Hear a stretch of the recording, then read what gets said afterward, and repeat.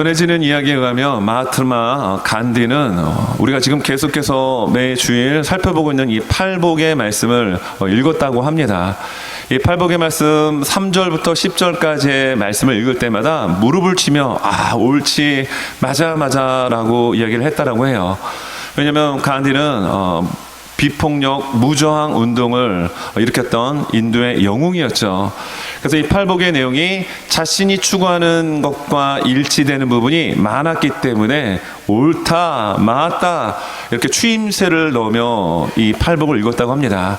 여러분, 심령이 가난한 자는 복이 있나니 천국이 그들의 것이며, 그리고요, 애통하는 자는 복이 있나니 그들이 위로를 받을 것이며, 이렇게 온유한 자, 의에 줄이고 목마른 자, 그리고 궁휼히 여기는 자, 마음이 청결한 자, 화평케 하는 자, 그리고 의를 위하여 박해받는 자.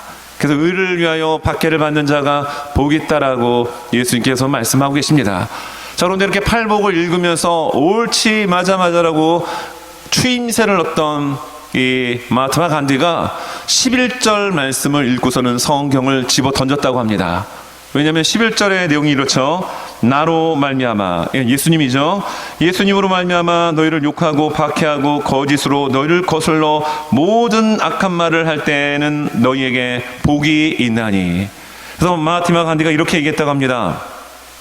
도대체 예수가 무엇인데 그를 위해 고난받고 핍박받을 정도로 그를 따르는 것이냐, 그게 왜 복이 되느냐라는 이야기를 하며 여러분 성경을 집어던졌다라고 얘기하죠. 결국 그는 인도의 영웅은 될 수 있었지만 예수 그리스도를 거부하고 예수 그리스도를 믿지 못한 채 예수 그리스도의 제자, 하나님의 자녀, 그리고 천국을 소유받지 못했습니다. 여러분, 우리는 계속해서 지금 오늘 8번, 8째가 되는 이 팔복에 대한 내용을 살펴입니다.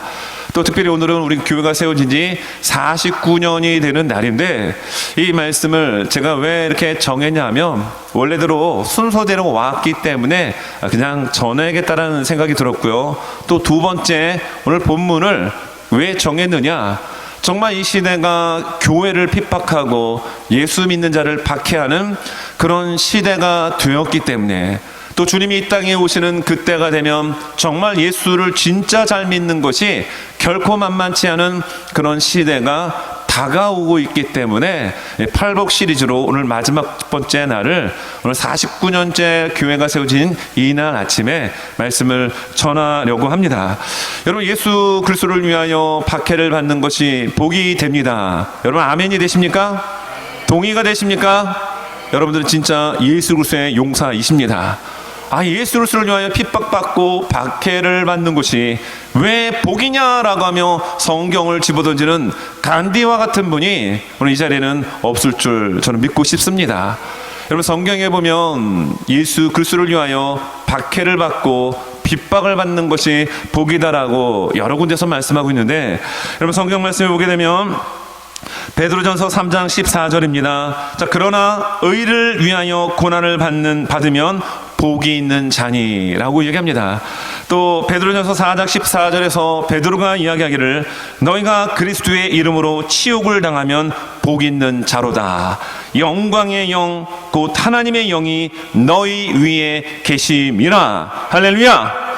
여러분, 예수 그리스도를 위하여 여러분 박해를 당하는 것이 복되다.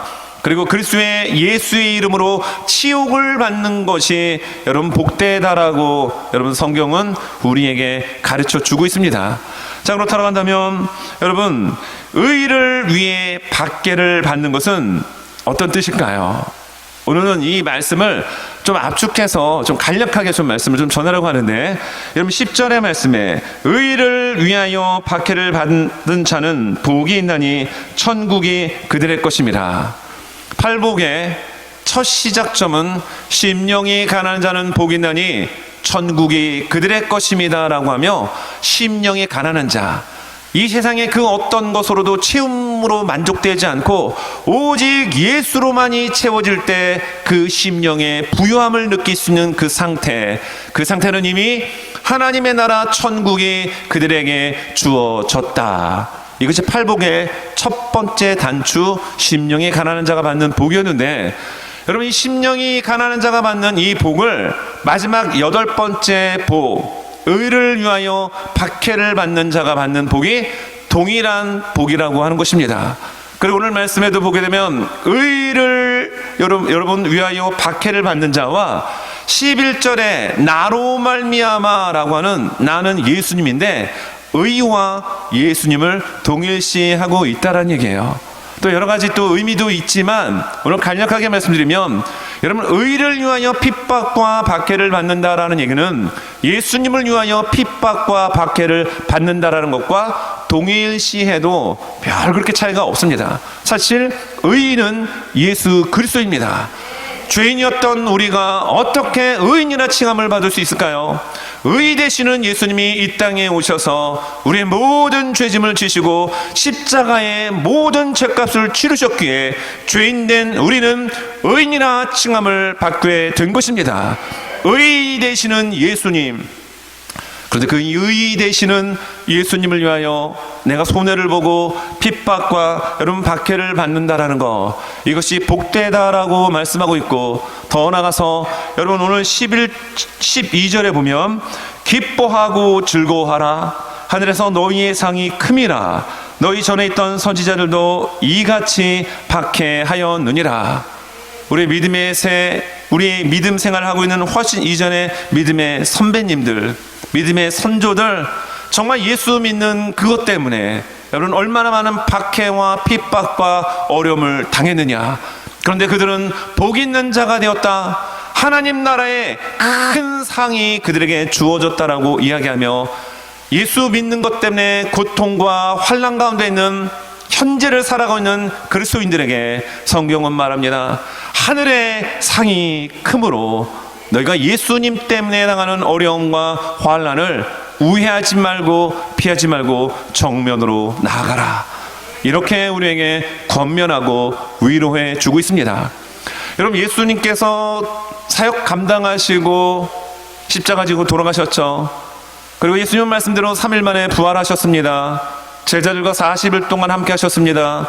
그리고 성경에 기록된 대로 하나님의 보좌 우편에 올라가셨습니다. 제자들은 주의 복음을 전하기 시작합니다. 하나님의 성령이 불의 혀처럼 급하고 강한 바람 소리처럼 그들에게 임하고 나니 예전의 제자들이 아니었습니다.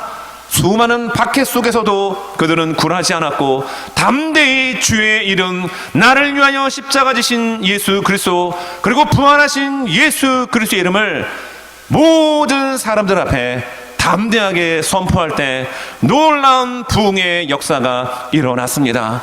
성령의 역사가 일어났습니다. 그리고 그들은 환난과 핍박 가운데 뿔뿔이 흩어지게 됩니다. 우리가 지금 살펴보고 있는 이 팔복이 기록된 산상수는 AD 60년에서 70년 사이에 기록된 성경이라고 얘기합니다. 여러분 이때는 얼마나 많은 핍박과 환난이 있는지 몰라요. 예수 믿느냐? 그러면 사회적인 모든 것들을 빼앗기는 시대였습니다. 생명까지도 앗아갈 수 있는 그런 위험한 시대였습니다. 그럼에도 불구하고 그들은 예수 믿는 것에 생명을 바쳤던 그런 시대였어요. 여러분 의를 위하여 박해를 받는 자가 복이 있나니 천국이 그들의 것임이라. 그리고 나로 말미암아 핍박과 어려움, 박해를 받는 것이 복되다라고 하는 이 하나님의 말씀, 예수 그리스도의 말씀 앞에 여러분 진정으로 아멘이 되십니까? 그러면 우리의 삶의 자리에서 예수 믿는 것 때문에, 나 때문이 아니고요, 내가 실수하고 내가 잘못해가지고 욕먹고 핍박받고 박해받는 것이 아니라 오롯이 하나님의 말씀대로 지키기 위하여 예수 잘 믿기 위하여 살아가는 그것으로 인한 박해와 핍박과 어려움들이 여러분들에게 있다면 여러분 주님을 바라보며 여러분 잘 통과하실 수 있기를 예수님의 이름으로 축원합니다.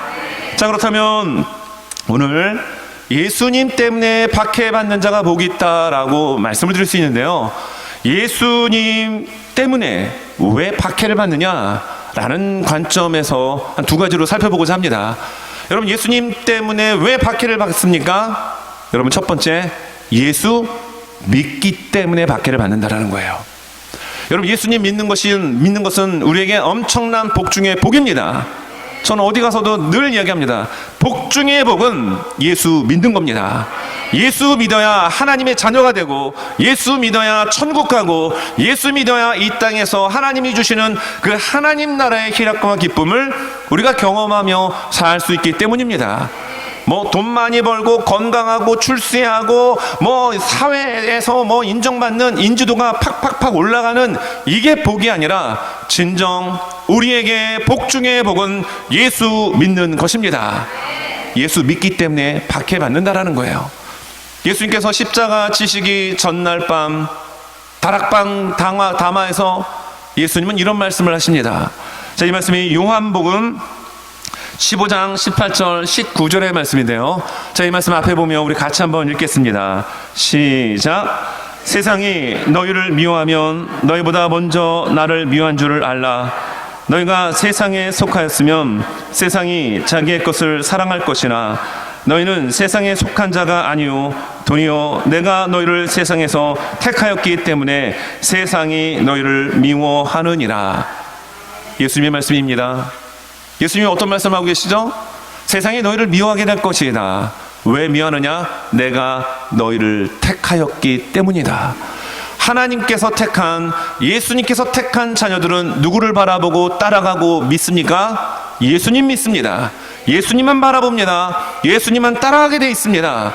그러므로 세상의 공중권세 잡은 악한 마귀의 다스림을 받고 있는 세상은 예수 잘 믿는 사람을 박해하고 핍박하고 미워할 수밖에 없다. 예수님이 이 말씀을 해주고 계시는 겁니다. 여러분, 실제로 우리는 지금 미국에서 신앙생활을 하고 있기 때문에 신앙생활하는 데 있어서 여러분 어려움 있으십니까? 여러분, 주일날 교회 간다라고 해서 막 무슨 위협을 가합니까? 폭력을 여러분 당하십니까? 그런 분들이 거의 없으실 거예요. 저는 중학교 때 동생에 이끌려 교회를 처음 나갔습니다. 그래서 그 동생은 저를 교회로 인도하고 교회를 안 나갔어요. 그래서 저는 교회를 나가면서 재밌으니까 나가더라고요. 또래 친구들도 있고 뭐 여학생들도 있고 시골 교회였지만 참 재미있었습니다. 그런데 아버지가 교회를 못 나가게 하는 거예요. 저희 아버지는 막 이렇게 뭐 매를 지시는 분이 아닙니다. 저희 아버지의 키가 185라고 말씀드렸죠.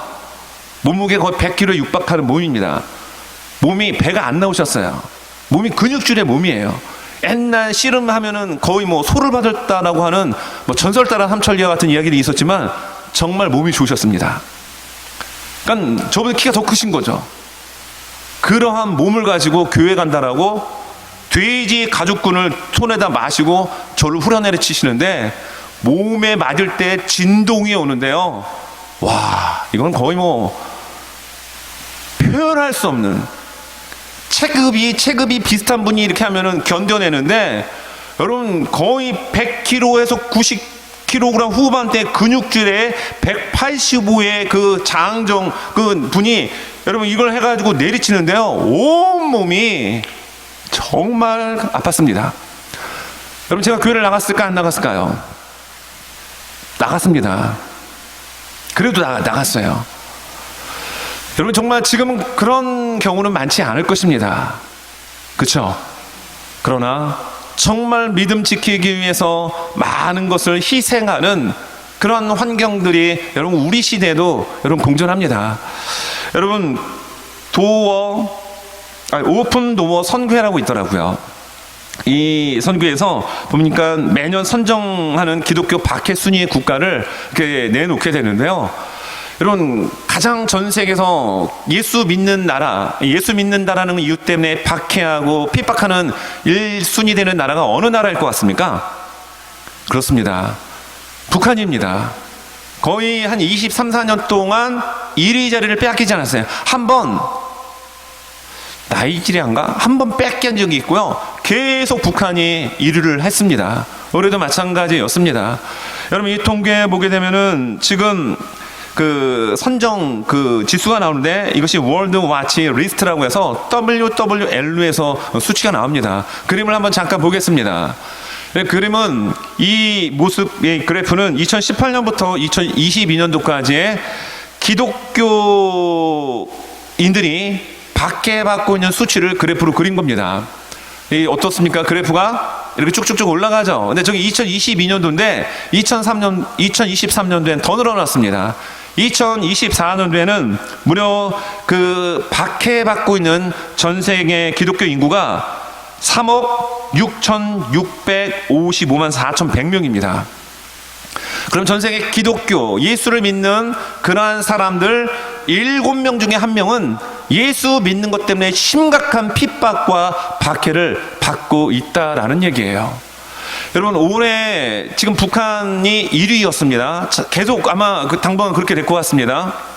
여러분, 북한에서 예수 믿는 사람들이, 지하 성도들이 한 40만 명 된다라고 해요. 또 어떤 데이터에서는 아니다 뭐 그렇다고 하는데, 어찌됐든 굉장히 많은 성도들이 지금 생명을 건 채 여러분 믿음 생활을 하고 있다는 얘기입니다.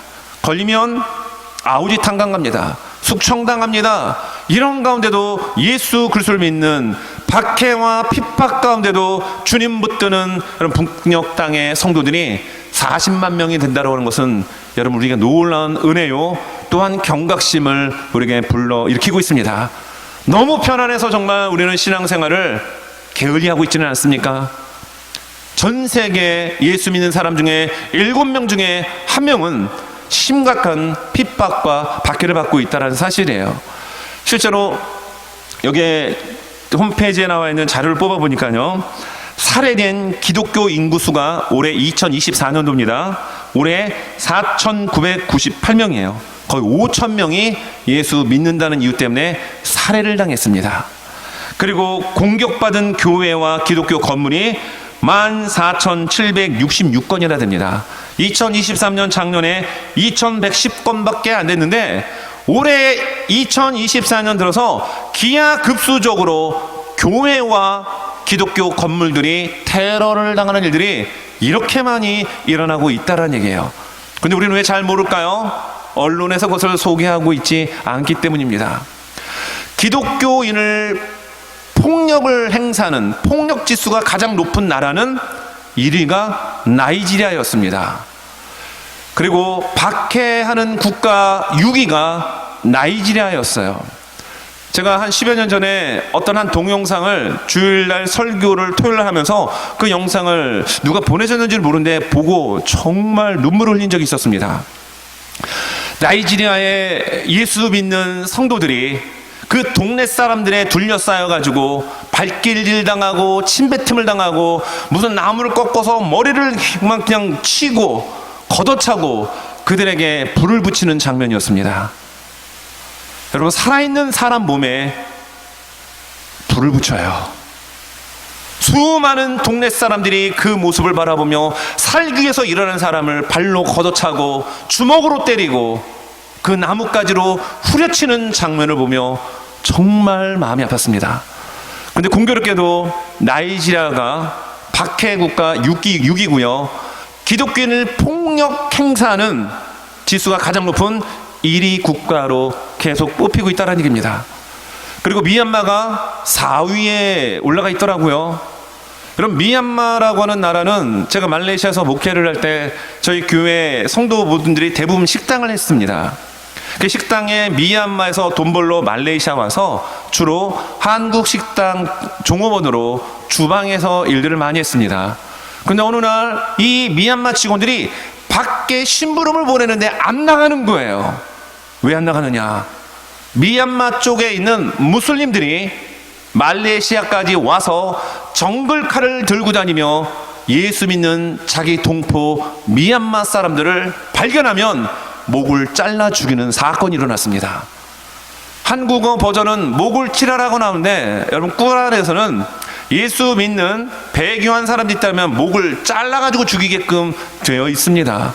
그런데 미얀마에 살던 무슬림들이 실제로 말레이시아 와서 예수 믿는 미얀마인들을 살해하는 사건이 많이 있었습니다. 근데 제가 이걸 왜 아느냐? 말레이시아는 국교가 이슬람입니다. 언론에 안 나와요. 모르죠. 그런데 그 그 현지인들의 소식통을 통해서 확인할 수 있었다라는 얘기입니다. 여러분, 예수 믿는 것 때문에 여러분 살해당한 사람이 거의 5천 명입니다. 2024년이 지금 끝나지도 않았습니다. 여러분, 5천 명이 예수 믿는 것 때문에 지금 순교를 당하고 있다는 사실에 여러분 좀 느껴지십니까? 여러분, 우리 교회 공동체 안에 누군가가 예수 믿는 것 때문에 여러분 순교한다라 한다면 여러분들은 어떤 반응을 여러분 보이시겠습니까? 아, 예수 믿으면 안 되겠구나. 아, 교회 나가면 안 되겠구나. 여러분 그렇게 하시겠습니까? 여러분, 핍박과 환난이 있다 할지라도 예수 믿는 것이 복이기에 끝까지 그 믿음을 지킬 수 있는 저와 우리 모두가 될 수 있기를 예수님 이름으로 축원합니다. 이 데이터를 보시려면 오픈도어 여러분 홈페이지에 보면 자세하게 많은 자료들이 나옵니다. 납치된 기독교인 수가 올해 2024년 3,906명입니다. 언론에서 침묵하고 있으니 알 길이 없죠. 그러나 여전히 악한 마귀는 예수 믿는 사람들을 핍박하고 박해합니다. 그 예수 믿는 것 때문에, 믿음을 지키는 것 때문에 내가 어려움을 당한다면 여러분, 우리는 그 믿음이 살아있음에 감사할 수 있길 바랍니다. 우리 교회도 여러분 정말로 예수 잘 믿는 그런 교회가 될 수 있기를 간절히 원합니다. 여러분, 한국의 9월 3일 그 청문회를 라이브로 보지는 않았고요, 유튜브로 요약된 걸 봤는데 안창호라고 하는 제 10대 국가권익위원장이 그 후보로 나서 그 청문회하는 장면을 유튜브를 통해서 그 요약본을 본 적이 있었습니다. 그런데 신학을 전공한 더불어민주당의 김성애라고 하는 그 의원이 창조론, 진화론에 대한 얘기를 하면서 창조론이 뭐냐고 했을 때, 여러분, 이 안창호 이분은 진짜 믿음 좋은 분이세요. 제가 보니까 장로님이신 것 같아요. 정말 믿음이 좋은 분입니다. 여러분, 그 모든 전 국민이 보는 곳 가운데 이야기합니다. 창조론은 하나님이 말씀으로 천지를 창조하신 것입니다 라고 하며 그 믿음을 피력하고 이야기하는데, 당신은 보수 기독교 탈레반주의자라고 이야기를 합니다. 여러분, 어떻게 그런 일이 일어날 수 있습니까? 여러분, 탈레반은요 잔혹한 여러분 집단입니다. 여러분, 임산부도 배를 갈라서 산모도 죽이고 아이를 죽이는 그런 잔인한 집단인데, 정상적으로 하나님이 천지를 창조하셨습니다라고 하는 평범한 기독교인의 고백을 하는 그 고백 앞에서 당신은 탈레반이라고 어떻게 여러분 이런 얘기를 할 수가 있을까요? 여러분, 그 여파로 인해서 10월 27일 이제 얼마 남지 않았습니다. 종교개혁 507주년이 되는 그날, 대한민국의 모든 교회들이 광화문에 모여 하나님 앞에 회개하며 포괄적 동성애법이 통과되지 않게 하여 회개하며 하나님 앞에 예배를 드린다고 합니다. 이건 하나님이 하신 일입니다. 왜냐하면 9월 8일 여러분, 해운대에서는 10만 명이 모여서 회개 운동이 일어났습니다. 지금 한국에서는 로잔 대회가 아마 끝났을 거예요. 그리고 10월 27일 여러분, 종교개혁이 일어난 그날 모든 교회들이 그 자리에 다 모여 회개하며 동성애는 죄임을, 여러분, 동성애는 OECD 국가들이 대부분 통과가 됐지만 전 세계 160여 개 국가에서는 그거 허용하지 않았습니다. 동성애는 가족을 해체하는 겁니다. 마귀의 아주 고도의 그 속임수거든요. 그런데 너무나도 감사하게 한국 교회가 여러분 어려움을 당하고 핍박을 당하는 가운데서도 그렇게 하나님 앞에 모여 하나님을 높여드리고 기도하는 그 대한민국의 교회를 하나님께서 저는 교역에 쓰실 줄로 믿습니다. 이걸 통하여 전 세계 성경과는 반대로 가고 있는 모든 사상들이 깨어지고 하나님께 돌아와 회개하는 주의 역사가 여러분 이번 기회를 통하여 일어날 수 있기를 저는 기도하고 있습니다. 이번 돌아오는 금요 성령 집회는 그 부분을 놓고 집중적으로 기도하고자 합니다.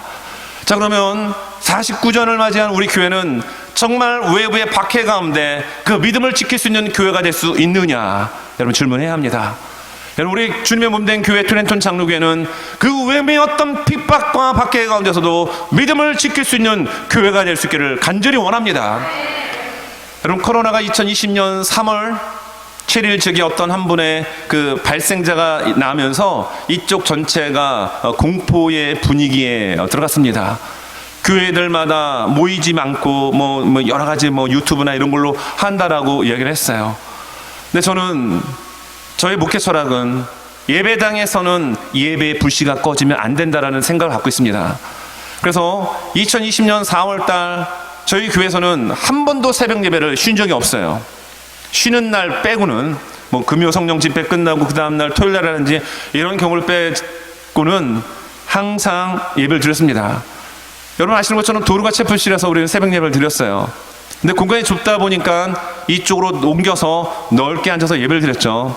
2020년 4월은 정말로 코로나가 제일 심할 때였습니다. 안 모였습니다. 그런데 이곳에서 새벽 예배를 드리는데 저쪽 중앙문이에요. 저쪽 옆쪽에 있는 우리가 이용하는 문이 아닌 저 중앙문을 어떤 사람이 막 힘으로 당겨가지고 열고 들어왔습니다. 보니까 아주 건장한 백인 경찰이었어요. 딱 들어오더니만 딱 숫자를 세는 것 같았습니다. 그래서 우리는 사회적 거리를 띄고 지금 안전하게 마스크 쓰고 문도 다 열고 환기하며 예배를 드리고 있다라고 하니까 확인하고 나가면서 여러분 백인 경찰이 어떻게 인사를 하고 가느냐, 저는 지금도 생생합니다. 90도로 두 분이 인사를 하고 나갔습니다. 새벽 예배에 참여하신 분들은 보신 분들 있을 거예요. 저는 얼마나 그게 감사했는지 모릅니다. 여러분 그때 2020년 4월달 너무 심하다 보니까 유튜브로 우리도 예배를 드렸습니다. 그러나 현장에서는 주일날 사실 예배를 드렸어요. 왜냐?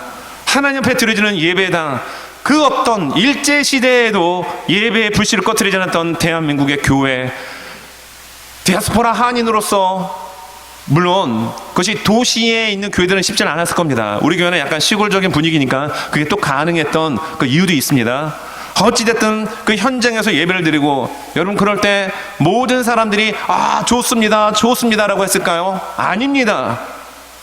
아니 지금 시기가 어느 때인데 예배를 드립니까? 뭐입니까? 여러분 그런 분 있었을까요? 없었을까요? 있었어요. 그럼에도 불구하고 하나님 앞에 드리는 예배였기에 드렸습니다.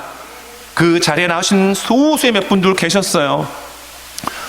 여러분 저는 하나님께서 그 장면을 너무 귀하게 보셨을 줄로 믿습니다. 이건 하나의 테스트예요. 여러분 주님이 이 땅에 오시는 그날 얼마나 많은 어려움들이 있겠습니까? 우리의 사상과 생각을 비집고 들어오는 악한 사단의 잘못된 가치관들이 우리의 믿음을 송두리째 흔드는 시대입니다. 실제적으로 우리가 언론을 통해서 알지 못하고 듣지 못했을 뿐 얼마나 많은 이들이 박해와 생명의 위협과 살해를 당하는 일들이 우리 주변에 이 지구촌 곳곳에서 여러분 일어나고 있는지 모른다라는 겁니다. 우리 교회도 마찬가지란 얘기예요. 그러므로 정말로 예수 잘 믿는 교회가 되어야 합니다. 여러분 영락교회 그 은퇴하신 목사님 계셨죠? 한경직 목사님, 모든 이들이 존경하는 목사님이십니다. 한경직 목사님이 영락교회를 은퇴하시고 그 교회 주변에 계시지 않고 멀리 떨어져 있는 남한상성 쪽방과 같은 곳으로 이사를 가셨습니다. 그리고 많은 목사님들이 그 한경직 목사님을 정말 존경해서 다 그 남한산성으로 찾아가 배웠습니다. 목사님들이 질문합니다. 목사님, 목회를 하는 데 있어서, 신앙생활을 하는 데 있어서 정말 중요한 걸 알려주십시오. 그런데 한경직 목사님은 항상 이런 말씀을 하셨어요. 목사님들, 예수 잘 믿으십시오. 여러분, 우리가 교회 나온다고 다 예수 믿는가요? 물론 그래야 합니다. 그러나 예수 믿는 차원을 넘어 이 시대는 정말 예수를 잘 믿어야 되는 그런 시대입니다. 여러분, 목회자에게 예수 잘 믿으십시오라고 했다고 한다면 여러분 그만큼 이 시대는 예수 믿기가, 특별히 잘 믿기가 쉽지 않은 시대입니다. 여러분 우리 모든 한 분 한 분들은 정말로 예수 잘 믿는 하나님의 자녀들 될 수 있기를 예수님의 이름으로 축원합니다. 왜 핍박과 박해와 환난을 당합니까? 예수 믿기 때문입니다. 그런 핍박과 박해는 하나님 앞에 큰 상급이 될 줄 믿습니다. 여러분 두 번째는 예수님처럼 살기 때문에 박해받는다는 얘기예요. 예수님처럼 살기 때문에. 여러분 디모데후서 3장 12절 말씀 우리 한번 같이 한번 읽겠습니다. 자, 디모데후서 3장 12절 시작. 무릇 그리스도 예수 안에서 경건하게 살고자 하는 자는 박해를 받으리라. 그럼 누가 박해 받습니까? 그리스도 예수 안에서 경건하게 믿음대로 말씀대로 예수님처럼 살고자 하는 자가 박해 받는다라는 얘기입니다. 우리가 실수하고 우리가 죄 지르고 우리가 사기치고 우리가 뭐뭐 해가지고 받는 박해가 아니라 예수 믿는 것 때문에 예수님처럼 되기 때문에 받는 박해 받는 자는 하나님 나라의 상급이 크도다. 주의 말씀인데요, 정말 주님 앞에 섰을 때 네가 나 믿는 것 때문에 이렇게 손해보고 이렇게 핍박당하고 이런 어려운 가운데 있었구나 라고 하며 주님의 인정과 칭찬과 상급을 여러분 풍성히 받을 수 있는 우리 교회 공동체와 우리 모두가 될 수 있기를 바랍니다. 여러분 갈라디아서 4장 29절 말씀에도 이렇게 말씀합니다. 자, 같이 한번 읽습니다. 시작. 그러나 그때 육체를 따라난 자가 성령을 따라난 자를 박해한 것 같이 이제도 그러하도다. 이 앞부분의 말씀은 아브라함에게 태어난 하갈을 통하여 태어난 아들 이스마엘과 사라를 통하 태어난 약속의 자녀 이삭을 비교하며 말씀하고 있는 내용입니다. 자, 그런데 무슨 얘기를 하고 있죠? 육체를 따라난 자가 성령을 따라난 자를 박해했다라고 이야기합니다. 여러분 하나님의 말씀 예수 그리스도를 믿지 않는 자들은 여러분 육신의 주의 경향을 따라 살아갑니다. 그들은 예수 잘 믿는 삶의 그 모습을 기뻐하지 않습니다. 왜입니까? 어둠은 빛이 나면 그 어둠이 드러나기 때문이에요. 자신의 죄악상, 자신의 연약함, 자신의 치부가 예수 믿는 자들의 모습을 보게 되면 양심의 가책을 받아 자꾸 찔림받게 됩니다. 그러므로 육신을 따라 살아가는 이들은 성령을 따라 살아가는 이들을 박해한다라는 겁니다. 여러분 우리는 예수 그리스도를 통하여 하나님 나라의 생명책에 이름들이 기록된 하나님의 권속이요 하나님의 자녀들인 줄 믿습니다. 자, 그러면 정말 예수 잘 믿고 두 번째 예수님처럼 예수님을 닮아갈 수 있는 저와 우리 모두가 될 수 있길 바랍니다. 다 사람은 연약해요. 다 죄인입니다. 그러나 연약함과 부족함과 죄인 가운데 부어주시는 하나님의 은혜를 붙들고 주님 사랑하기 때문에 예수님 닮아가기 위하여 여러분 그렇게 몸부림치며 살아갈 수 있는 그 한 분 한 분들이 모인 공동체가 거룩하고도 건강한 교회 공동체입니다. 우리 교회가 바로 그런 건강하고도 주님 보시기에 심히 기쁜 교회가 될 수 있기를 간절히 원합니다. 말씀을 정리합니다. D.L. 무디 목사님이 이런 말씀을 하셨어요.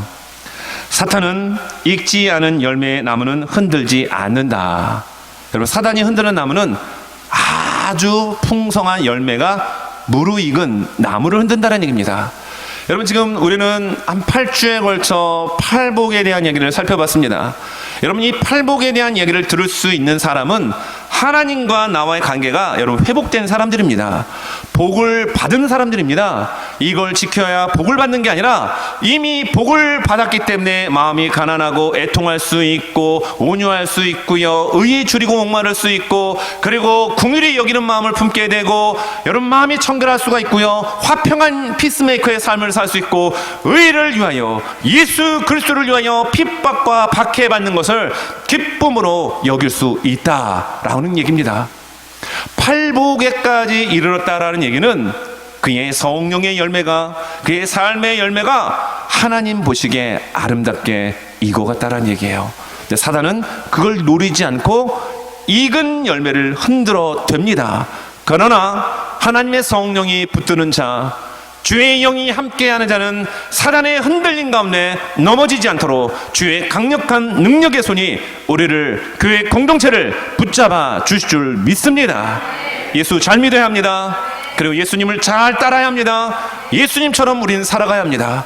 부족하고 냄새나는 나의 인생 속에 정말로 주님이 나에게 구원을 주신 그 은혜를 안다면 우리는 예수님 닮아가야 합니다.